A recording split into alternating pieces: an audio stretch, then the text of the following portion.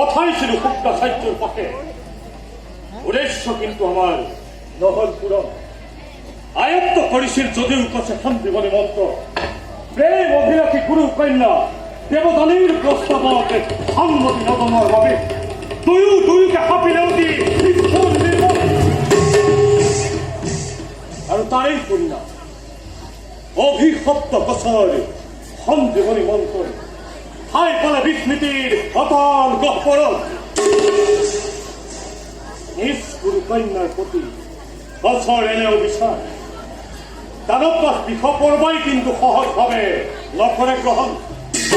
সেয়েহে প্ৰতি মুহূৰ্ততে আমি দেৱতা সমাজ সষ্টম হৈ থাকিব লাগিব। তাৰ বাবে দেৱৰাজে নানিব সংশয় মনতে দেৱতাৰ দুৰ্যৰ শক্তি আগতে নোৱাৰে সৃষ্টি বনাবে সন্মুখ তাৰ উপৰি দেৱৰাজ বিশ্বকৰ্মাৰ দ্বাৰা নিৰ্মিত এই দুৰ্যয় পাছে ভেদ কৰাটো দানৱৰ বাবে নহ'ব, ইমান সহজ।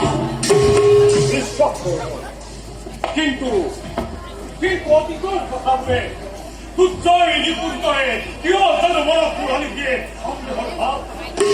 শিক্ষা চিন্তা চাঞ্চল্য নিদিব পশ্চয় দেৱৰা শৰদৰ অধিপতি সামান্য কথাত যদি হয় ইমান চিন্তিত তেন্তে কি বা কি ভাবিব পাৰোঁ দেৱ সমাজত। তুমি ঠিক কৈছা বৰুণ, মই বিচলিত হলে নহব। কাৰ্তিক আদেশ কৰক সৰপতি। তুৰন্তে সজমূল পূৰ্বাহিনী হস্তে হস্তে ৰখাই গতে সুসজ্জিত হৈ দানৱৰ প্ৰচণ্ড শক্তিক বান্ধিবৰ বাবে থাকে যেন সকলোটি সৰ্বস্বৰে নিৰ্ভীক কৰে। আই দাসপক্ষে ধৰি তুৰন্তে কৰিম মই সকলো ব্যৱস্থা।